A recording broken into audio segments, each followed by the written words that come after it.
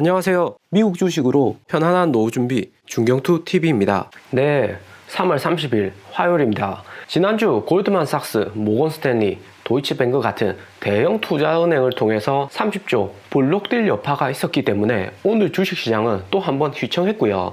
지난 1월 상승장에서는 미국 코로나 확진자 수가 몇만 명씩 증가하는 부정적인 뉴스에도 주가는 문제없다가 이렇게 하락장만 오면 작은 뉴스에도 크게 혼란하는 것이 당연한 투자자들의 심리입니다. 또 일부에서는 하락장에 주가 떨어지는데 이 이유 붙이고 저 이유 붙이고 갖가지 주가 폭락하는 이유가 난무합니다. 결국에 가서는 바이든 대통령 넘어져서 주가 떨어질 것이다. 아침에 양치 깜빡 못해서 주가 떨어질 것이다. 이렇게까지 하락장의 이유를 찾을 것이다 하는데요. 하락장은 항상 조금만 민감한 이벤트가 만들어지면 언제 팔아야 하나 본전 잃는 거 아닌가 이런 걱정이 가장 앞서기 때문에 당연한 현상입니다. 97년 IMF 때나 2008년 금융위기, 이번 코로나 팬데믹도 마찬가지죠. 시장이 어떻게 바뀔지 회복하지 못하는 거 아닌지 걱정이 되기 때문에 혼란스러운 거고요. 하지만 이렇게 전쟁이 한참 진행되는 전쟁통 속에서도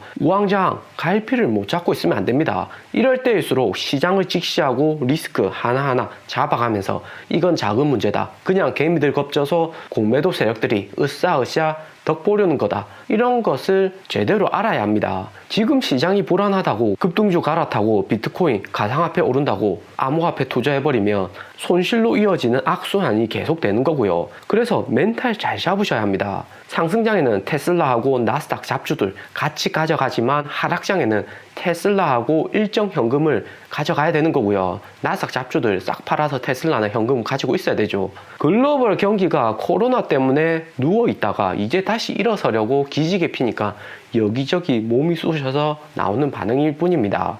테슬라는 4차 산업 대장주라서 경기 회복, 정상 궤도에 올라서려는 준비만 해도 먼저 치고 나가는 게 테슬라이고요. 드디어 수에즈 운하 다시 재개되었습니다. 수에즈 운하가 막히는 상상하지도 못했던 일이 일어나면서 하락장에 안 그래도 불안한 투자자들 겁먹게 했고요. 뉴스를 보니까 제 방에 박힌 뱃머리 쪽 모래하고 흙을 18m까지 파서 예인선 동원하고 뱃머리를 정상으로 돌려놓았다고 하고요. 여기 그림처럼 1, 2, 3, 4 이렇게 회복되었습니다. 일주일 동안 길을 막고 있어서 테슬라 상하이 공장에서 생산된 모델3 유럽 도착하는 거 지연되는 거 아닌가 했는데 그나마 빨리 해결돼서 다행이고요.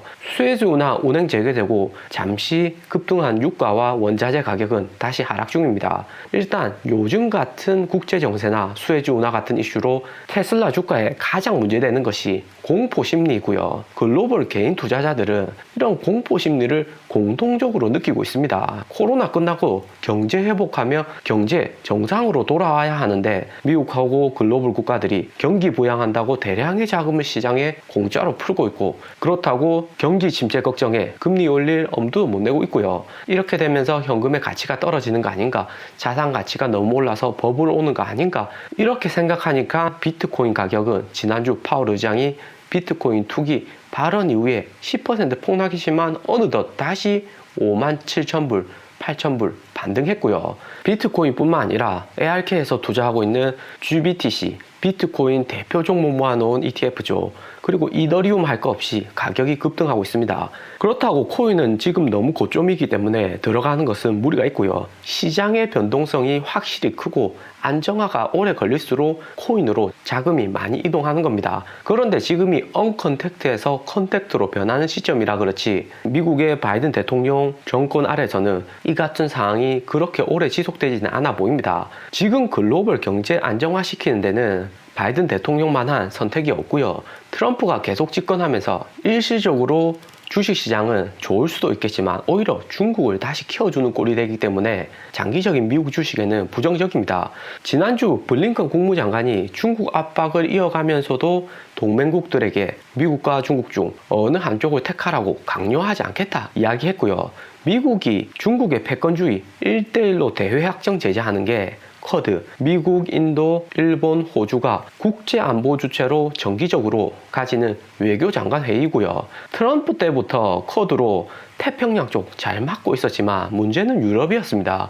중국 동쪽 잘 막아놓으니까 중국이 서쪽으로 이번 미얀마 쿠데타 지원도 그렇고 미얀마, 태국 같은 친중 국가들을 중심으로 새롭게 문제 생긴 수에즈 운하 통해서 유럽하고 교류를 많이 했었고요. 중국은 유럽 에어버스, 유럽 명품 사주고 유럽은 중국 공산품 싸게 들여오는 거고요. 그런데 바이든 대통령이 되고 나서 완전히 바뀐 겁니다. 트럼프는 유럽에서도 싫어하는 정상들이 많기 때문에 어쩔 수 없이 유럽은 중국하고 잘 지낸 것도 있고요. 그런데 바이든 정부 들어서 미국이 다시 유럽하고도 잘 지내고 경제적으로 중국하고 잘 지낸다고 압박하지 않겠다고 하니까 중국 내에서는 미국의 나이키하고 유럽의 H&M 모두 퇴출해야 되니 이런 이야기가 나오는 거죠.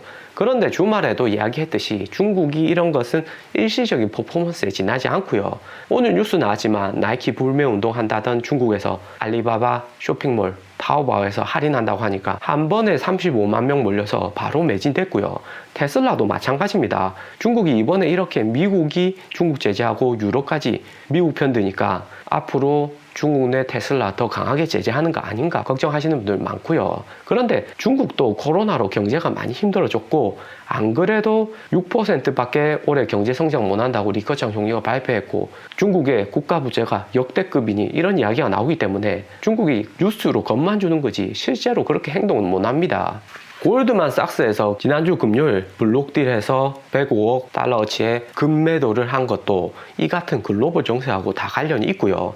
아케고스의 비랑 한국의 투자자가 중국 기술주들 급락하자 투자은행들은 추가 증거금을 요구했습니다. 하지만 아케고스는 증거금을 안 냈고요.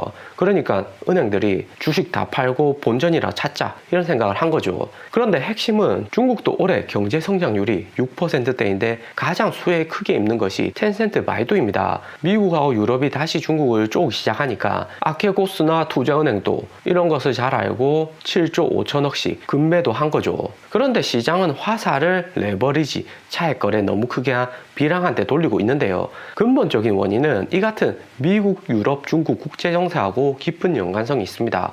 하지만 이렇게 되면 결국에는 미국 중심의 국제 질서가 다시 잡히게 되는 거고요. 미국 중심으로 다시 돌아가게 되면 국제 경제는 좀 더 안정적으로 돌아옵니다. 중국이 코로나 빨리 극복하고 글로벌 지위 올리려고 했는데 바이든 정부 초반부터 쉽지 않게 되었죠. 뭐 이런 것을 다 떠나서 테슬라는 3월 말에 바이든 포트렐리언 인프라 보양책 발표하고 4월에 글로벌 기후 정상회의 1분기 어닝도 4월 말에 있기 때문에 테슬라의 호재는 아직도 많이 남아 있습니다. 크게 걱정할 필요는 없고요. 그리고 오늘 아크인베스트에서 4,200억 달러의 우주산업 ARKX가 드디어 상장한다고 발표를 했고요.